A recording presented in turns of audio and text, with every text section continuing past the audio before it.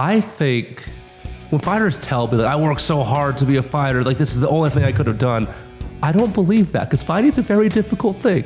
If you had the drive to make it to the UFC and to make no money and invest all this time and effort, blood, sweat, tears, surgeries, injuries, you probably could have done other things. Yeah. So I feel like a lot of fighters, like, they come up with a reason in hindsight to justify all the sacrifices they made for this, because other people that can't relate to it, it just seems very silly. Like, you make how much?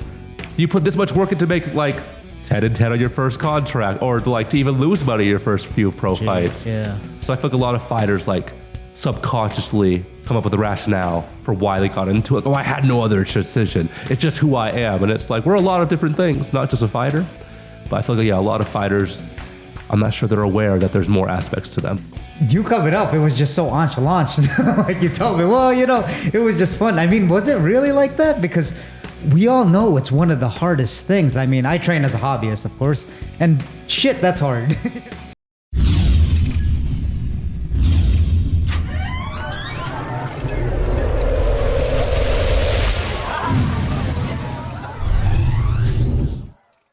When you're in the cage, Jordan, are those when you dance and twerk, is that really you, or is that for like the people to get a reaction out of people? I would say it's a mixture of both, honestly. Like, I'm not dancing and twerking in my day-to-day life, so I can't say, oh yeah, that's me, I'm always dancing, I'm always doing that, because I'm not. I don't know, I wasn't sure. Yeah, but like, just like, you win a fight, it's like double your money. It's like all these like weeks and sometimes months of preparation go into this one moment, this one 15-minute moment.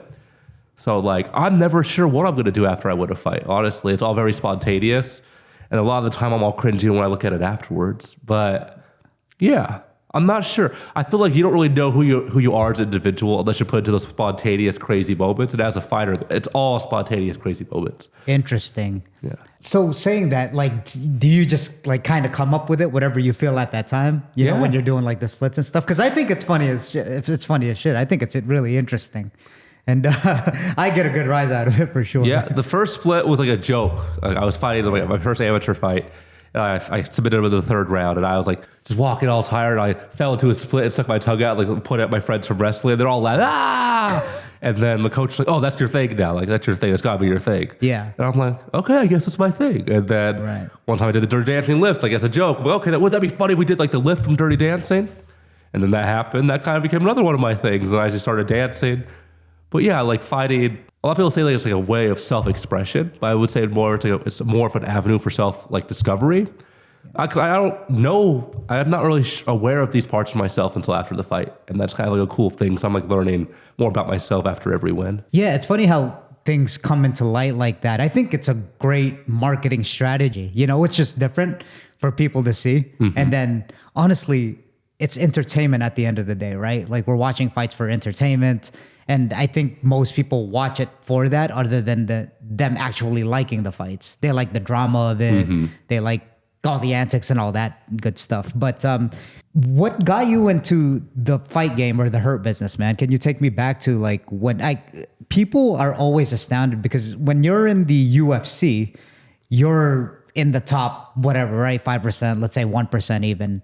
How did you get discovered, and what was your journey like going and being discovered by the UFC? Like, honestly, I was never really interested like in fighting or violence. I was a very soft-spoken kid, very well-behaved. But then I went to high school. You try to find your clique, you try to find your people. My friends joined wrestling. So then I joined wrestling.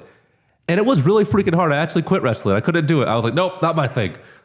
But the day I quit, I turned on the TV and The Ultimate Fighter came on. And I was like watching these guys fight in a cage. It's like part reality TV show, part... Yeah. It's like sports contest. Which one? Which Ultimate Fighter? Season 10. With Rampage and Rashad Evans coaching against each other. And I was watching it, and I was like, ooh, I could do this. Wrestling's hard. This doesn't seem that hard, So then like that Christmas, I'm like asking for a heavy bag. I started watching fights, and it became like my thing. And then I was just going to go to college for wrestling. I went back to wrestling. It's like, the best way to become a fighter is to like have a wrestling base. So I went back to wrestling the next year, didn't quit, made it my thing. Then I was in wrestling college.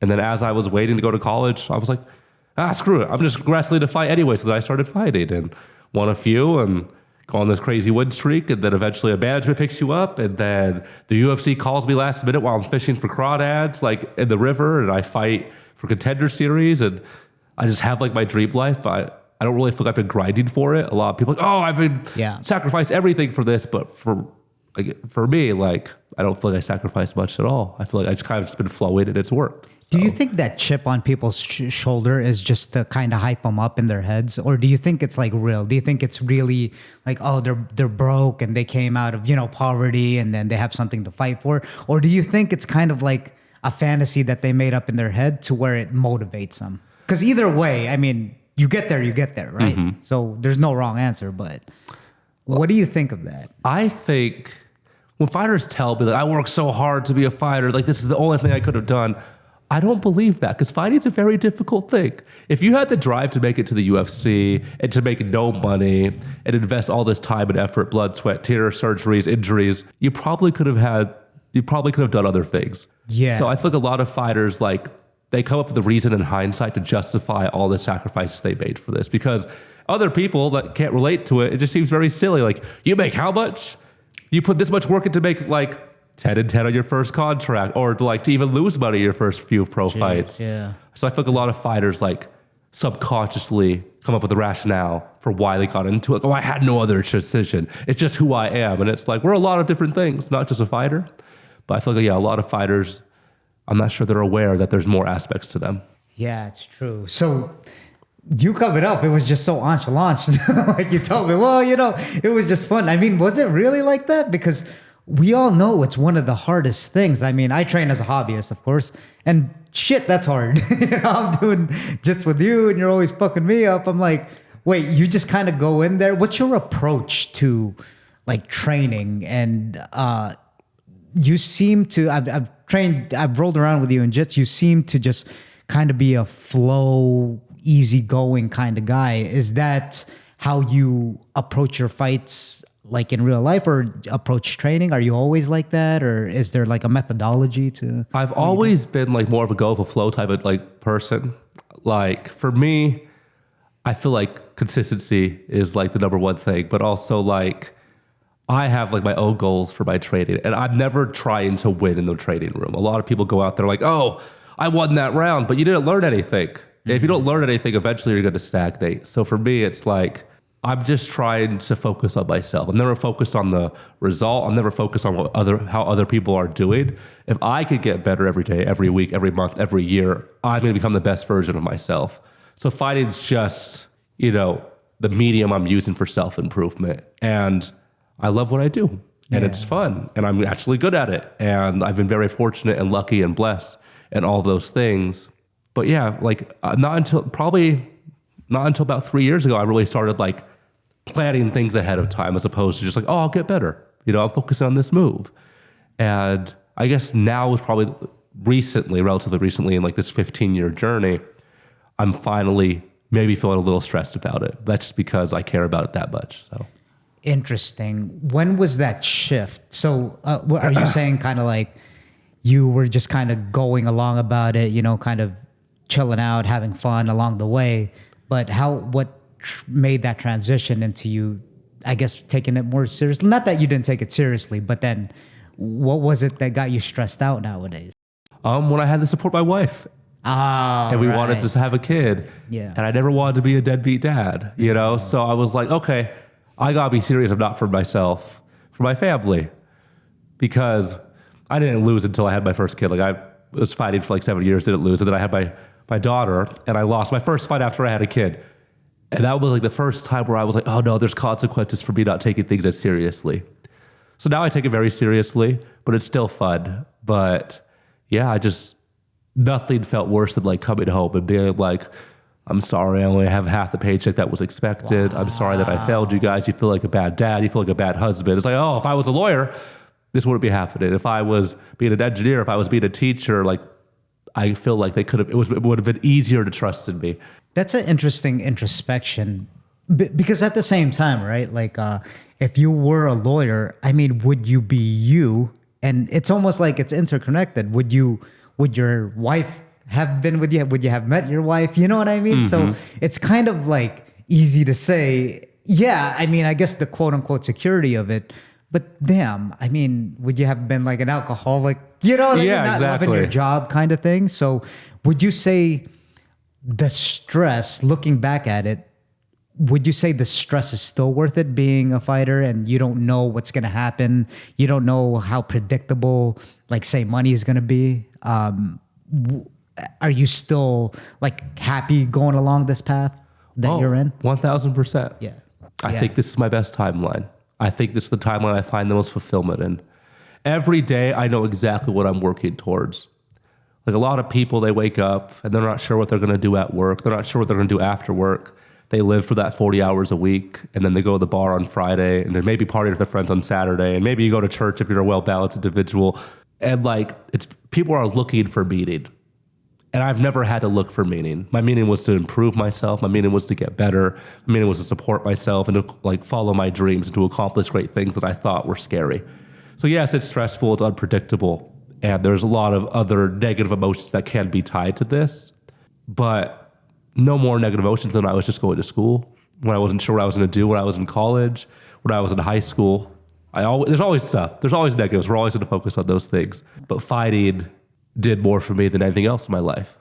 Where do you get that introspection from? Because, you know, when I was growing up, like I got into like a lot of alcohol and a lot of, I think for the most part, especially nowadays for most kids, they're addicted to a lot of substances. Particularly one of them was me, which I just said it was alcohol. But then how did you get so wise at such a young age, knowing that, to be able to say, you know, like, I want to improve every day? Because when I was 21, I'd be like, what the hell? If you told me that, I'd be like, get out of here. I want to have a drink. Where did you get that from? Is it just how you grew up? Did it come from your, you know, family? Were you always disciplined as a kid? Oh, I wouldn't say I was always disciplined, but my mom had me very early. She was 18 and then she got pregnant, and she was 19. Then she adopted my older sister a week after I was born. So she had a 5-year-old and a newborn. So my mom never really got to enjoy herself until like we were all grown. So I was watching her every day grind, go to work, be tired, come home, and she lived to just come home, eat dinner, have a bath. And my mom now is finally chasing her bliss. She's a lot happier in her life now that she has that freedom that she never got to have. But I remember just being young and being like, I never want to I don't ever want to be going through my entire day just hoping for a nice hot bath. For me, there's not much me, and there's not much happiness in that. And I was just very thankful for the sacrifices my mom made for me. Yeah, absolutely. So for me, I was just like, I want to do what I have to do for my family. I want to take care of them. I want to be someone people could rely on, but I don't want to hate any aspect of my life. Yeah, yeah. And I could only imagine that's a lot from reading too, right? Because we were talking about before this podcast, readers, they have a certain kind of, I guess you could say they're really well-rounded when it comes to like mindset. I think it's just, you know, you read a book and then you visualize all these things in your head, and yeah, it's just a means for self-improvement. Would you say that's one of them? You said you'd read what, 170 something books this year already? Yeah, I'm on 147. Yeah. And probably get to like at least 170 by the end of the year. But I wasn't a reader until I got to college.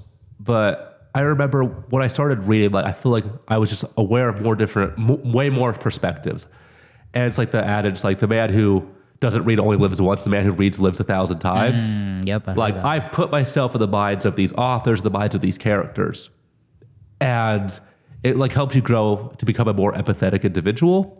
And I really feel like when I started reading, I really started to have a better perspective. I was able to like look outside myself and see who I was as a character, to see like Jordan Leavitt as an individual. Like, how would an author write my life? How would he describe me? And if I didn't like how that looked, I have the opportunity to change that. Right.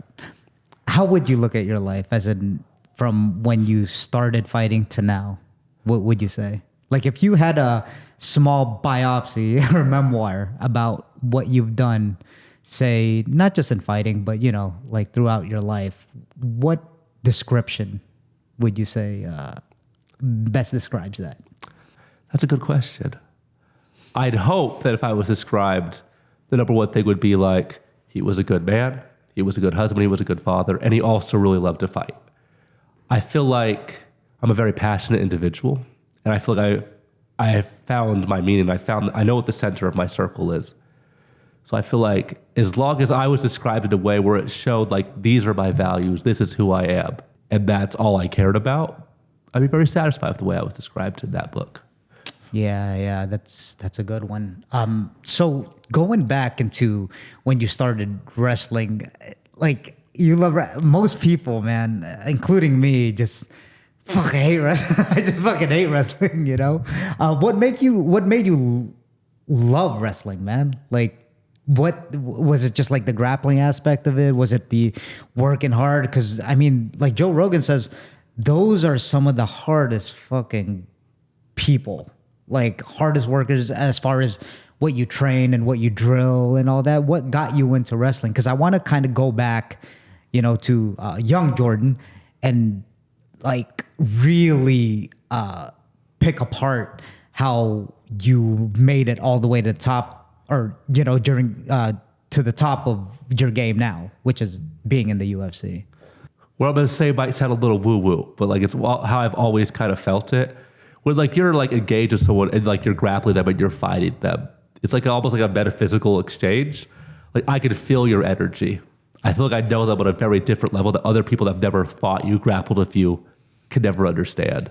And I love when I would wrestle with somebody and you could like feel the moment they're breaking. You could feel the moment they're confident. You could feel the moment they're excited. And like it's like life. You're wrestling with all these opposing emotions, these opposing experiences.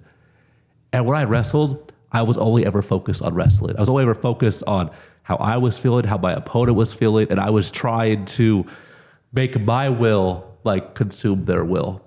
And for me, it was like I had to become a stronger person if I wanted to be successful at wrestling.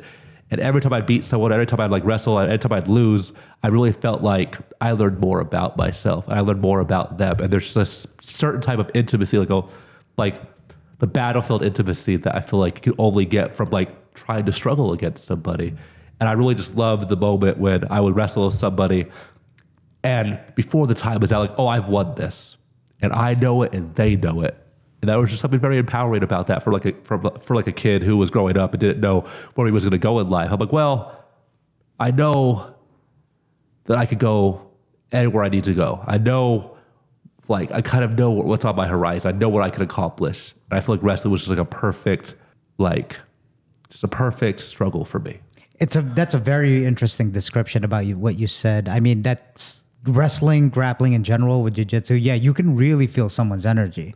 Like even with just their grip, just not even just to say that how strong they are. It's kind of like, oh, wait, he's strong, but I could manage. Like there's all these things that go in your head just by touch.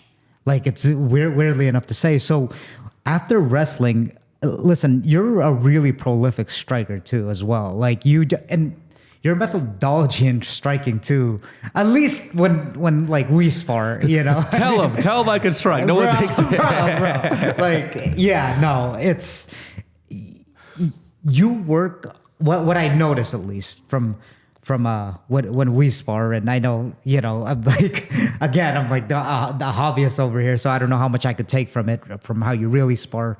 I'm sure you're a fucking savage, but then you seem to work on like one or two things every time. At least when I sparred with you, it's either like a short teep to the stomach, and you seem to do that all the time. Like I know you're gonna do it, and it's predictable, but you're still trying to hit it anyway. Is that part of like your overall training? You'll go in there and have an objective, and just work on that, or is it like you just work on your overall game? Like what is your approach every day to that? At this point, I know what I'm working on for the next 3 months. So I'm okay. I'm working on these 5 strikes. And if I win a round, even if I win that round, but I did not use what I was planning on focusing on for this time period, that round is a loss for me. So like whether I'm working on my distance control, working on my defense, I'm not gonna get hit with a right hand, maybe I'm gonna do some good off balancing, and I'm gonna focus on that. And I lose when someone's beating me in a sparring session, and I have to resort to using a tactic that's not pre-approved in my training system. So, so people be sparring like, oh, you're so different. Like every few months, you're a totally different like person. It's because I'm trying to isolate different aspects of my style. Because for me, it's like there's an infinite amount of skills in this sport. You gotta fight anybody in 1,000 different ways. But like I know, because I've been experiencing my career, like I know, like okay, here are my weaknesses. Here where I have the most success with. Here's what I'm confident in, and I'm just trying to like improve my arsenal of weapons, but also never losing sight of like, oh, but this is my most like successful move. These are what I'm most accurate with. This is what I drop the most people with, or what have you. So I'm always just hyper focused on what I'm working on now.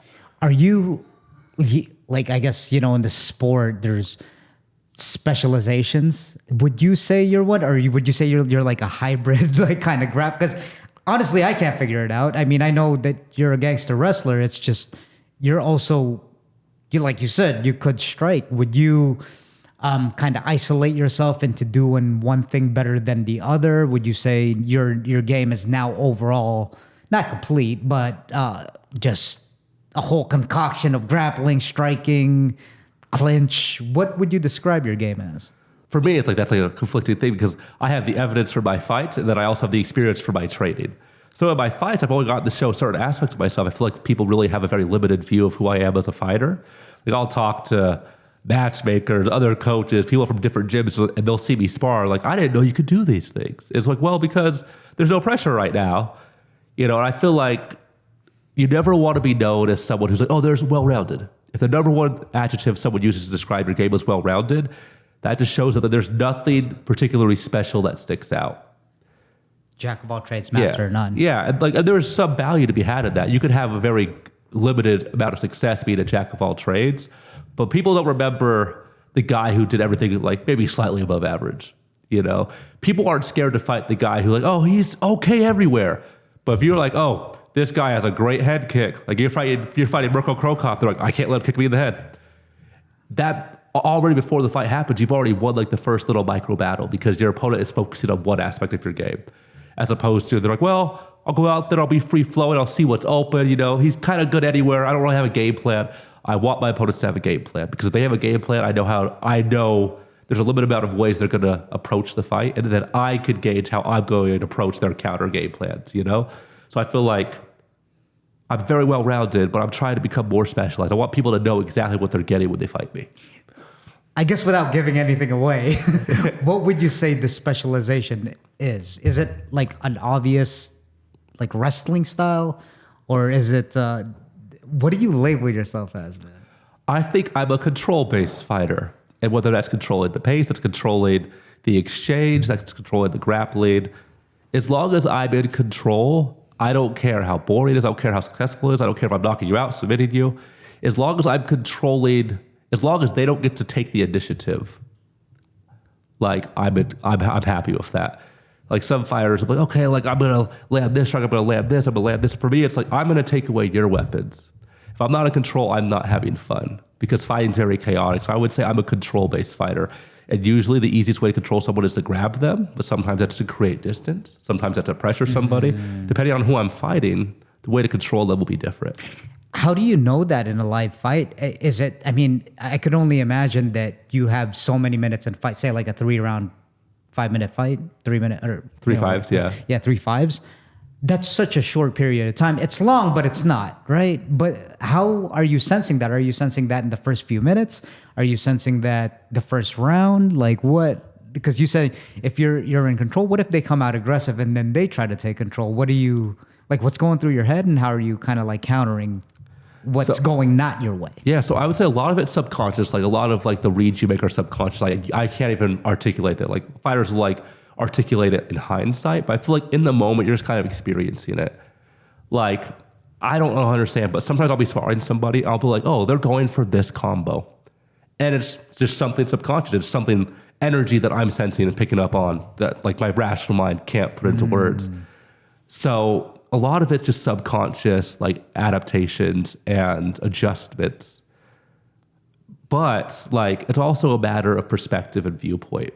Like take, for example, I'm playing guard in jiu-jitsu. If you open my guard, I'm getting my guard passed. If I open my guard, I'm playing open guard. If you're pressuring me and I'm not prepared for it, I'm being pressured. But if I'm drawing you in, it looks exactly the same. Yeah. But it all depends on my mindset. Like some fighters, like they need to be proactively in control, but I could be proactively and reactively in control. And I feel like it's a matter of perspective. And it's also a matter of just like subconscious anticipation that lets me decide what I'm going to do in the fight. Yeah. So a lot of it is like kind of like a bait kind of thing. Say if you were striking and then you're on defense, it's kind of like, so you're playing a game within itself, right? It's kind of like you want them to come in even though they're moving forward on you, even though you don't have like the center or something like that. Yeah. You're never leading. I'm giving you the opportunity to lead. I'm not in a defensive state. I'm in a countering state. You know, it's a matter of perspective. I feel like a lot of fighters, and this is like a problem, it's a weakness in the coaching, a weakness in the preparation.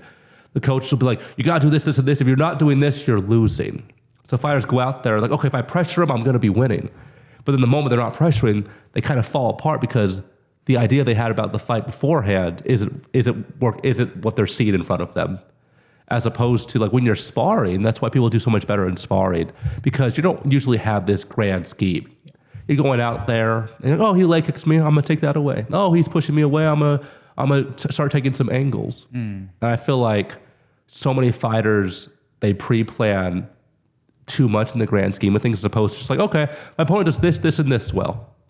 Like nothing, it's like when I'm looking at film before I accept a fight, it's always really cool, and like I'm watching it with my wife, and she'll be like, well, all he does is this, this, and this, because she doesn't train. So she's able to view it in a very simplistic way. And I'm like, you know what? She's spitting. She's right, you know? He is only doing this, this, and this, but as a fighter, I make it more complicated, because I'm like, oh, well, it can go here, here, and here. So I feel like simple game plans, a simple way of viewing the fight beforehand, and then allowing your mind to kind of open up during the fight is probably the easiest way to go. You know, it's so simple, but even myself, I just had a light bulb moment there. Someone looks at it that doesn't train, and usually we'll pick that apart and say, well, they don't train, but they're looking at it from like a real objective point of view. Like, you know, not even just looking from the outside where they're you. They don't train at all, but then they could see something. It's like, wait, he's just doing that and that. It's like, and as a fighter, as a high-level fighter, you're just looking at it and be like, damn, you're right. So, like, yeah, that kind of blows my mind a little bit. There's actually a Bruce Lee quote about that. It's like, when you're a beginner, a punch is just a punch, a kick is just a kick. When you're intermediate, a punch is more than a punch, a kick is more than a kick. But then when you're a master, a punch is just a punch, a kick is just a kick. You know, you go on this giant journey to end up in the same understanding. Because when you're a master, you reach a certain level of proficiency, it's no longer complicated. It just is what it is. It's true. I mean, I seem to always like hear on podcasts and, you know, like you hear George St. Pierre saying, that's fighting for you. You should have zigged when you should have zagged. So, I mean, I obviously understand why fighters got to worry about that, right? It's quote unquote MMA math. You could prep for a fight and then all of a sudden this thing happens. Has that ever happened to you in a match? I mean, I'm sure it's happened to all fighters, but then can you give me one example of like a game plan that you had going in where it didn't quite go your way? Like, can you take me through the sequences of that? Maybe, I don't know, the Patty fight or, you know, another fight that you thought you saw it, but then the sequences ended up different. Yeah. I'll give you an example for a win and a loss. So when I fought Patty, I did not believe in him whatsoever. It was probably the cockiest I've ever got into a fight. And I was like, well, the only way he could beat me is if he gets lucky and knocks me out. And then I said in a press conference, or if he just throws something weird in a weird position, you know? And I go out there, I'm doing my thing, I'm kind of wearing him out, not taking any damage. But then he puts me in a weird position. And I'm like, oh, that's weird. And then he needed me in the head. And I was like, oh, that's even weirder. You know, how did I get here? And I wasn't respecting his skills until I was like, oh, wait, like, you know what you're doing right now, you know? So before the fight, I'm like, oh, well, like, I'm not worried about his skills. I'm not worried about his abilities because I'm just better. And then I'm doing better and I'm making better decisions. But then once you've convinced yourself that you're the better fighter, you're not going to fight like the better fighter anymore. You know, sometimes you'll fight way better knowing someone's much better than you because you're dotting your I's and crossing your T's. Yeah. So I would say, like, before I fought Patty, I was like, oh, I'm not a believer. Then after fighting him, I was like, yeah, I can see how he's as successful as he is. And then I had one fight against a guy named Trey Ogden, very talented, very good guy.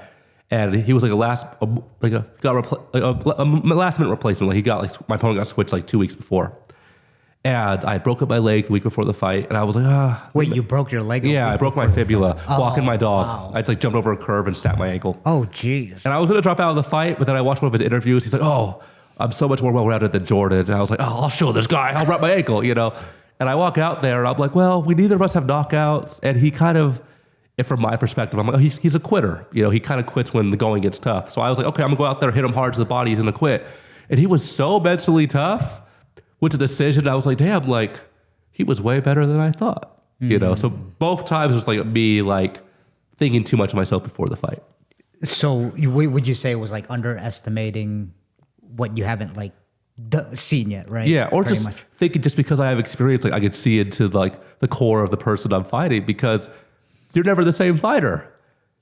Even when you fight 2 weeks, like a month later, you're a different person. Yeah. Maybe, you know, maybe the Patty I fight like a month before that, maybe he breaks eventually and I beat him. Maybe the Trey Ogden I fight a month later, maybe he had like a really rough camp, maybe he's arguing with his wife, and then he quits. You never know if you're going to fight the best version of your opponent or the weakest version of your opponent. And that's kind of, you know, where the chaos and all the variables come in.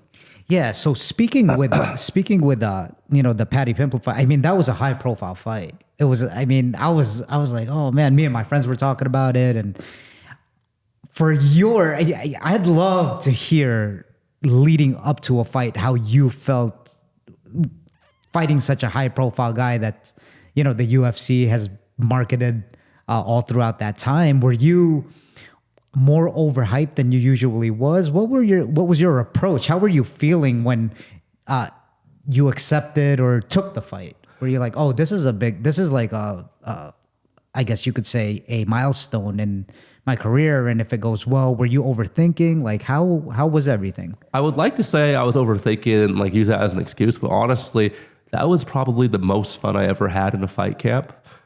And I really feel like the brighter the lights, the less anxious I'm going to be. So for me, it was like, I would say a lot of the attention was very tedious. Like people were like interrupting my training to want to talk and try to interview me. And like, it was more annoying.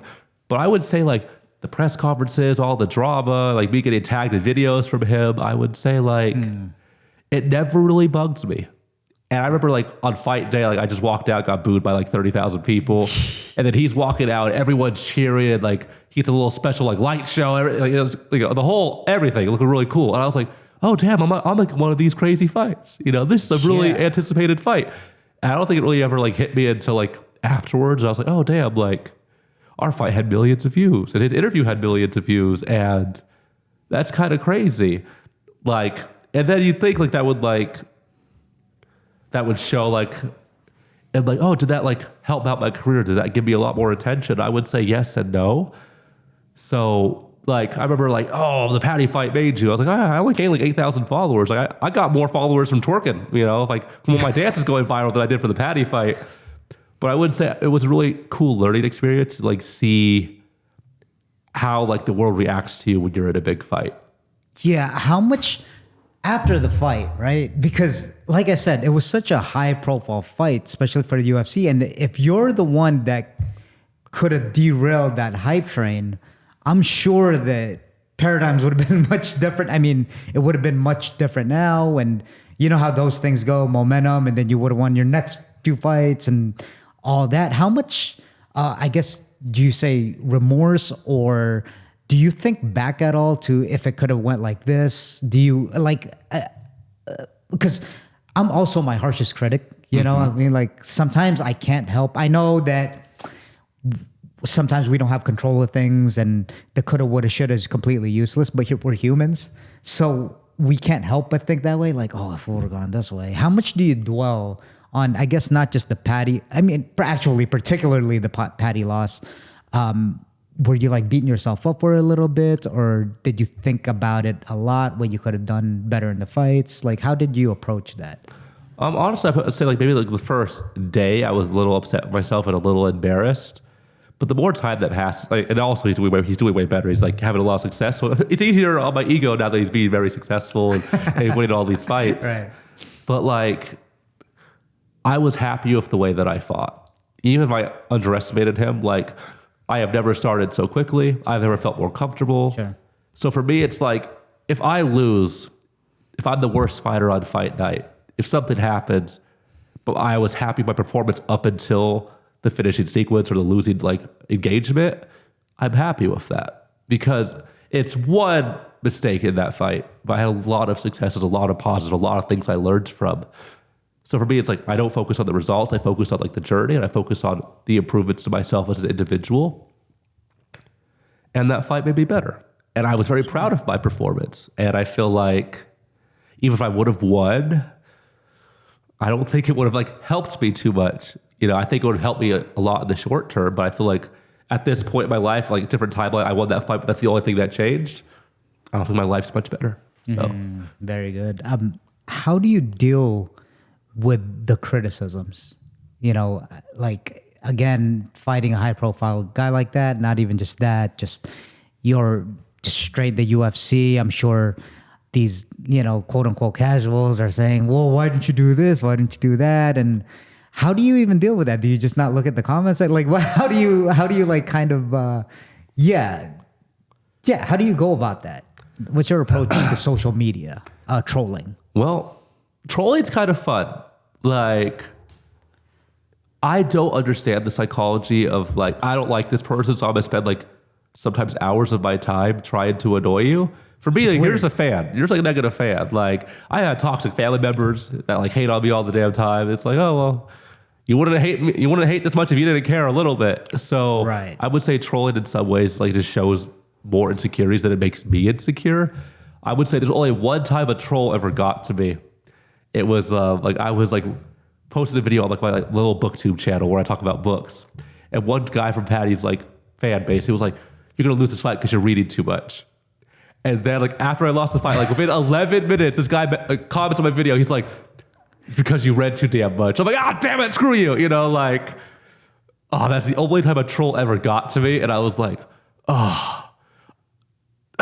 Like, that's the only time I think a troll's ever gotten under my skin was like, it's because you read too much. I'm like, that's not it. That's way more simplified than what really happened. But yeah. I'm not going to lie to you. I think that would piss me off too. Oh, yeah. Because I'm a pretty avid reader too. And I think that I take that really, really personally. Yeah. I'd be like, wait, what are you talking about? Reading's good for you. Because I have other hobbies? Like, I lost? Like, no.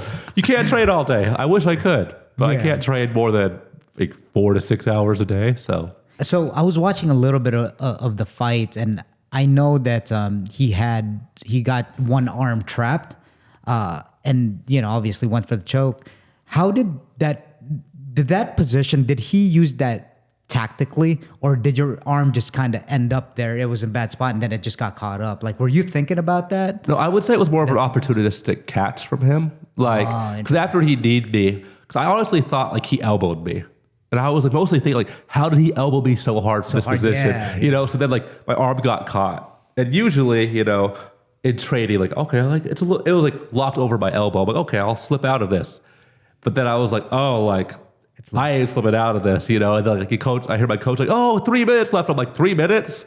He's swinging on me. I have one arm, you know. And 3 minutes? Yeah, gosh. 3 minutes? Yeah. Yeah, so for me, I would say it was like, he's a very opportunistic fighter, and like he has very good like finishing instincts.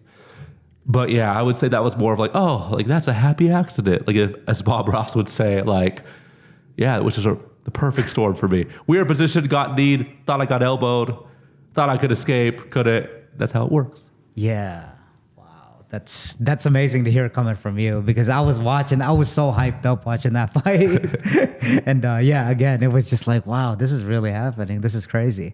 And so the other fight that I wanted to talk about, that I know I was telling you this is more of a psychological thing, which it is, because I want to get into your psychology of when you, that one fight where you had the guy, you were carrying the guy and you picked him up and framed off like his head and then slammed him to the ground. How did that feel? Did you feel bad in a way, or did it feel kind of good, or was it at the same time? Like, what was going through your head?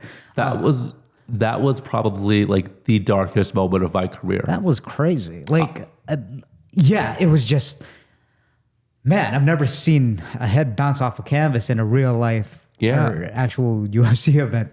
For me, like that was probably the only fight where I was like, I'm not sure I could do that again. Yeah, and that was was it your UFC? Yeah, it was my debut? UFC debut. It was your UFC debut at the Apex, correct? Yeah. 10 years of work. And then I go out there and I knock him out in 21 seconds or something. And it was really terrifying because his wife's in his corner. Yeah. And the sound he was making when he when he went out, it still haunts me. I couldn't even really watch that fight until about a year or so ago. It would make me cringe, especially because I respected him very much as a fighter. He was a fighter I looked up to. But yeah, losing to Patty, any of my losses, the only one I wish I could take back was that knockout, which is weird because that's my most viral moment. That's where I got a lot of my attention, a lot of the hype and my leverage and all my success. A lot of that came from that. That fight took me off of food stamps, changed my life. But I would have preferred to win any other way. What do you think his thought process was of hanging on? And do you think that he didn't think the impact wasn't going to be that hard? He could hang or maybe just kind of roll his shoulder like this and then just get you in guard or something? What was the game plan, do you think? He did try to put his feet down right away, but I had him lifted up so high that he reached for the ground, couldn't reach it. And then he was like, okay, worst case scenario, I want to fall in my guard. So then he locked his guard because he couldn't get his feet down. And also, so I was talking to my coach while I was carrying him. I'm like, where are you? He's like, bring him over here. I'm like, where are you? And this will always be a mystery I'll never get an answer to. Matt Wyman was saying something to me before I knocked him out. He's like, you fit? And then I knocked him out. But I was like, what were you going to say? No, I'll never know, because he can't remember that. But I remember I'm like, I'm going to slam him. I saw Gerald Harris knock out somebody with this exact slam. And I didn't feel like I slammed him that hard, honestly. I thought I was getting ready to punch him. I was up, and then he was out, and I was like, oh. I never knock out him. I never knock out people. That was the first time I ever removed someone from their consciousness from a strike because I spar very relaxed. I never tried to hurt people. So yeah, I can't tell you what his thought process is. And I'm I doubt he could probably tell you what his thought process is because went out. But yeah, very conflicted emotions about that fight for sure. Right. Yeah, I was just that was one of the more brutal knockouts I've seen. I mean, kudos to you for the win, of course, but I was like, wow, that was crazy to see. So another thing I wanted to ask you was how important is it at such a high level to have an important coach in your corner? I know that seems probably a general, maybe even dumb question to ask. And, most people would say, yeah, it's very important. How was it really though, to have, say, a coach in your corner and cornermen? How important is it to you to need the advice that they're giving you in the corner? And how much do you listen to that? Or are you in your own zone? Honestly, personally. Personally, this might sound bad. I'm not a good listener.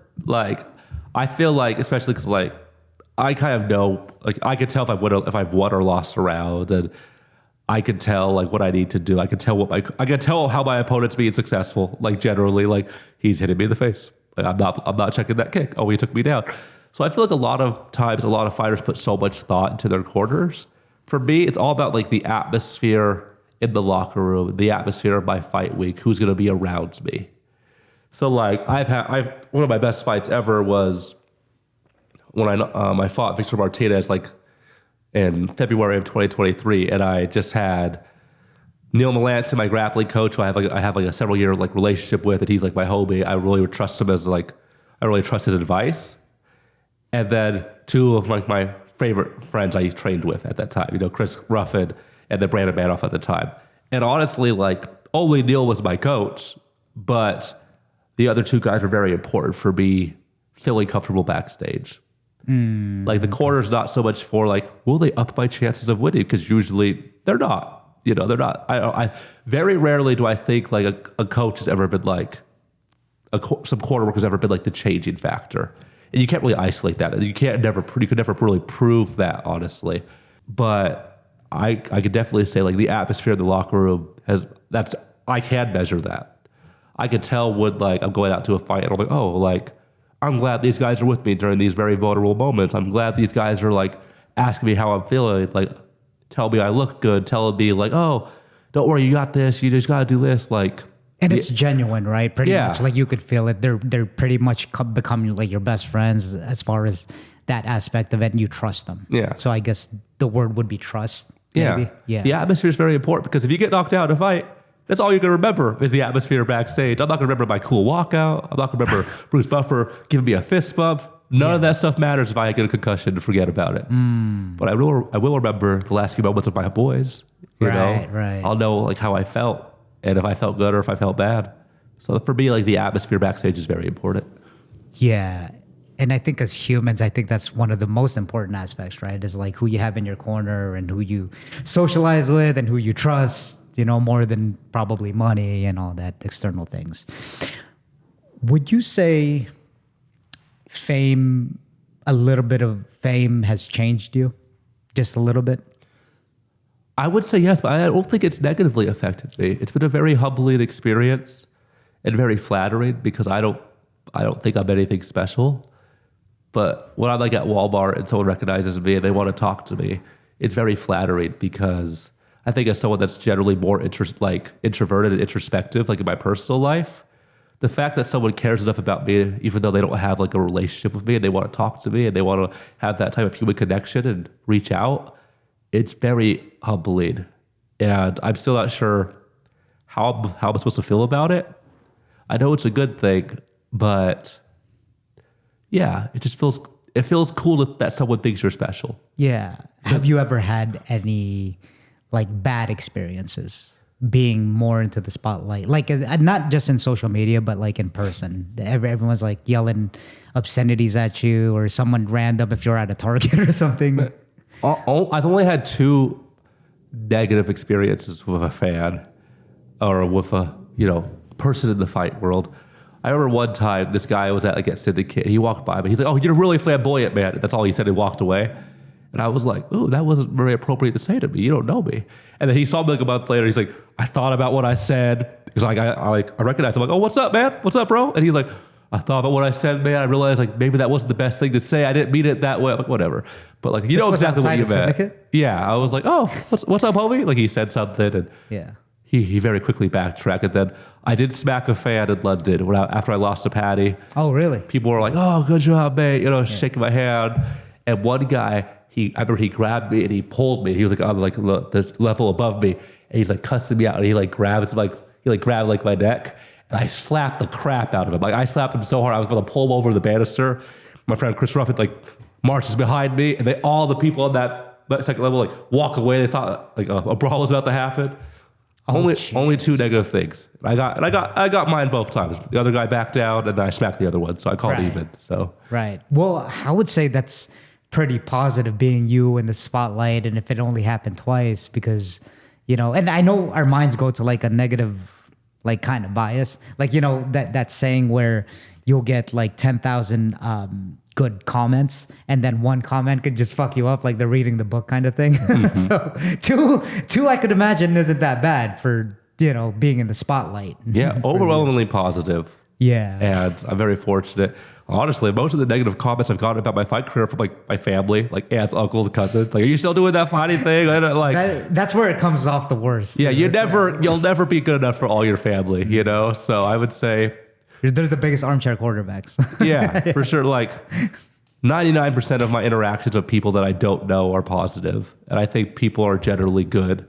And I just think social media gives them like the ability to be anonymous and to like show the more vile parts of their nature.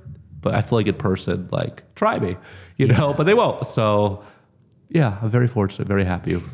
How is it nowadays managing 2 kids, being a professional fighter? I know that you talked about a little bit, there's a lot more pressure on you, to uphold the household. But can you like really talk about, are you, your stress dial is up to 100 now? Are you more like anxious? Does it keep you up at night? And how does it like kind of like affect with your training? What's the work-life balance, so to speak, when it comes to now having 2 kids of your own? I would say my experience is quite unique with that because I feel like a lot of fighters, most of them have children young, or most of them like they really get everything, like they start making the right decisions once they have children. But for me, like I was already training every day, even when I was out of camp, doing the right things, keeping my weight down. So for me, like my kids weren't making me train any harder. They weren't making me train any smarter. So for me, like I feel like right away I was fixated a lot of like the negative emotions, a lot of the things that was taken away from me.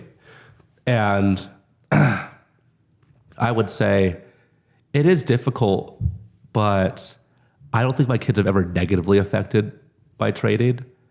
And I feel like they've made me happier. And if I'm happier before I go to the gym, I usually perform better. So it's hard for me to quantify that. I'm not sure I can give a very clear answer, but I would say I'm more mindful of the bad days now that I have children, because it's not just my bad days, it's our bad day.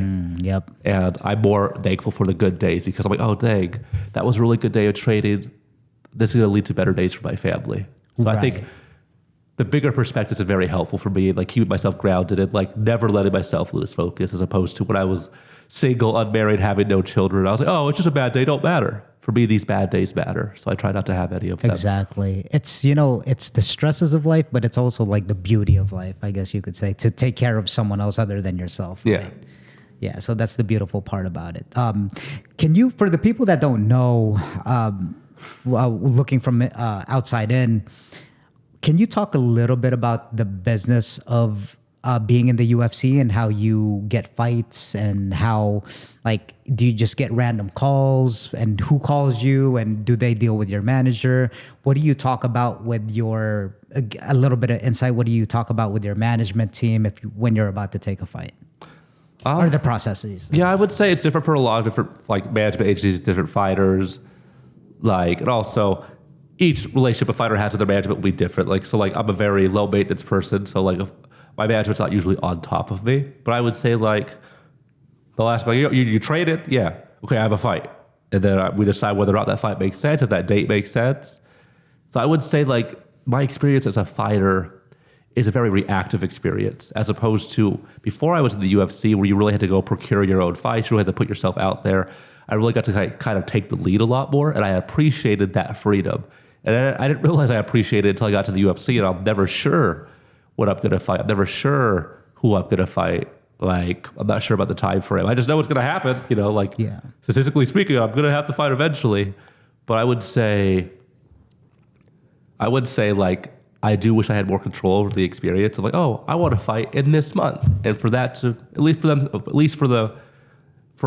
then the fight offers to make sense, considering like what I said. But I would say I just really wish there was more communication on that fact, because it's very hard to stay disciplined all year round. It's very hard to always be ready. Like, no one's always ready, So I would say the business side is, it's a lot of serendipity, a lot of randomness, a lot of moments of just like, oh, everything falls into line, and sometimes everything does not fall into line. So yeah. When you're taking a fight, is there like, are you almost, because I can only imagine that these opportunities come, once in a while, or am I wrong? Are you getting fights, pretty often? Are they offering you fights pretty often? Are you like, no, yeah, no? Or are you just like, okay, fuck, I'll take it, since, it's the first kind of fight and it's a good opportunity? Yeah, there's a lot of scarcity. I would say I've only really had a fight offered to me twice the past year. And I know that's kind of like on the fringe. Most fighters probably get like reached out to maybe like every 3 months or so. And like UFC 300 is a very big event. So like the year was like super planned out. And I feel like kind of the UFC is flying by the seat of their pants in the second part of the year. But yeah, like I would say every 4 to 5 months I get reached out to. And I would like it to be more often, but yeah, if I could fight twice a year, that's perfect. But ideally, you want to fight 3 or 4 times a year. So, how do you think they're matching you up? I mean, how many people are in like a division? Is there a set number? And like, say lightweight, right? Is there a set number roster that's in the lightweight division? I want to say it's set, but the lightweight division is the biggest division. Yeah. So, like some divisions have like 40 people. And lightweight has like 100 and like something, like 103. So our lightweight division, the statistic I heard was like 20% of all fighters in the UFC are in the lightweight division, and that's like including men and women. So I think there's like 600 and something active UFC fighters on the roster, and over 100 of that is lightweight. So I would say it's a very, it's a very saturated division, but like women's bantamweight has like 30 people, 35 people. So yeah, I'm trying to figure this out because I don't know how it is. Obviously I don't know anything about it, but if there's like 100 something people in the lightweight division, how is it hard to make like a matchmaking when, there's only a few lightweight fights that come out every, like say pay-per-view or, fight nights or anything? That's the real question because there's managers, so like they try not to make them fight their own guys, and then every manager will probably have a different rapport with the matchmakers. Like maybe this matchmaker owes them a favor. Maybe it's like this, and maybe like, oh, I'm not fighting any guy from that management agency. I hate them. So like there's a lot of congestion there. And also like sometimes fighters just say no.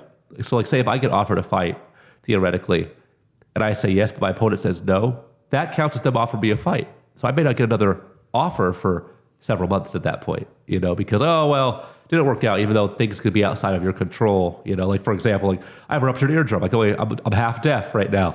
If I was offered a fight in 2 weeks, I probably couldn't take it because I got hit in the ear, my ear would explode. It would suck very bad. So I would say most fighters, if they were in control of all the variables, would fight a lot more often, but maybe the UFC needs more matchmakers. Maybe the management agencies have to be better at communicating, not having grudges, and fighters would fight more often. But yeah, there's a lot of backroom stuff that, as a fighter, I'm not privy to that I think gets in the way of fights happening in a punctual, like regular way. Yeah, and going back to how did you get the call to get into the UFC? Like, how did they just discover you? Did you have to make some calls? Did your agency have to, kind of do you favors? Like, how did that come about? I knew I was on Sean Shelby's radar for probably about a year before I got the call to go on to Dana White's Contender Series, which is kind of like the UFC's feeder program to see, like the tryout to see if you're ready for the UFC. I had just fought like 20 days before this one Dana White Contender Series event, and I was fishing for crawfish with my wife's family, and I was eating like a 32-pack box of orange sickles. Nice. And I was like I'm eating these, fishing for crawdads. It's a good time. And then like I get a call from my manager. It's like, yo, you want to fight in 10 days? I'm like, no, not interested. Hang up. He calls back. It's for the Dana White's Contender Series, chance of the UFC. I'm like, okay, yeah, bet, And then everything just fell into place. I won my fight, got my contract, and then the rest is, as they say, is history. But yeah, like I won fights, I built a following, and then eventually like I warranted getting attention from the UFC, and I made good on my one opportunity, like the Eminem song says, and yeah, it's all working. Well, very nice, Jordan. So last word, what would you say to someone that's up and coming? What advice would you give them if, you hear this all the time, I'm sure, and they want to make it to your level at a very high level in the UFC? Very general question, but very general question. Coming from you. Don't do it. I don't need any more competition. But secondly, I would say, what in your life right now is more important than the dream you're trying to achieve? And if you're not willing to make sacrifices in those domains, you shouldn't go after that dream. So I would say, like, I have fighters ask me this a lot. Like, oh, is it worth it? And I'm like, it depends on what you're giving up. If you're a kid from Lafayette and you have no other avenues, it's worth it. Take that gamble every damn time. But if you're like in your mid-20s and you have a family to take care of and you have these responsibilities, I would say it's a sacrifice worth the sense of fulfillment you'd get from accomplishing this dream. Because it's a very hard road. And I think a lot of fighters like, oh yeah, like training's hard. Like, no, it's not just the training. It's saying no to going to your friend's wedding. It's saying no. It's like, oh, like I know I promised you we'd go on this trip, babe, but this fight's a good opportunity. I sacrificed a lot. And luckily, I feel like a lot of the sacrifices weren't very difficult for me to make. But for other fighters, it might be a very hard decision to make. So I would say, just decide what you're willing to sacrifice to achieve your dreams. And if you're not sure, if you're not sure right away, you're probably sacrificing too much. Right. That's great advice. Well, thank you for your time, Jordan. I appreciate it. Thanks for having me. Thank you.